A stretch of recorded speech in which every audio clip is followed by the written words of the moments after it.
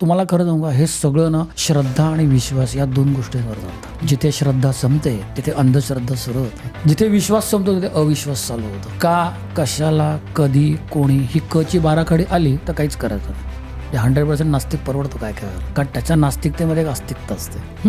हा तो 100% नास्तिकच असतो, म्हणजे त्याचा कर्मावर विश्वास असतो. कर्मावरती विश्वास असतो. म्हणजे इतका नास्तिक की स्वतः देवाला तरी तो म्हणाला हा देव नाही. आता अमिताभ बच्चनचं आपण उदाहरण घेतलं की अतिशय मेहनत, एका वरच्या लेवलला जाऊन एकदम डाऊनफॉल आणि परत वरती येणं हे खूप कठीण आहे, पण त्या माणसाने ते करून ना, आता त्याची पत्रिका मी पण स्टडी केली तेव्हा मला असं जाणवलं त्याच्यामध्ये की त्याची कर्म, तुम्ही तो शब्द वापरला, कर्म पण चांगली होते, संस्कार पण चांगले होते आणि त्याचा या सगळ्या गोष्टींमध्ये विश्वास होता. आणि आज आपल्यासमोर ते पिक्चर क्लिअर आहे की आज ते कुठल्या लेवलला आहे. तू रस खूप चांगला आहे 2026 साठी, आरोग्यासाठी पण चांगला आहे.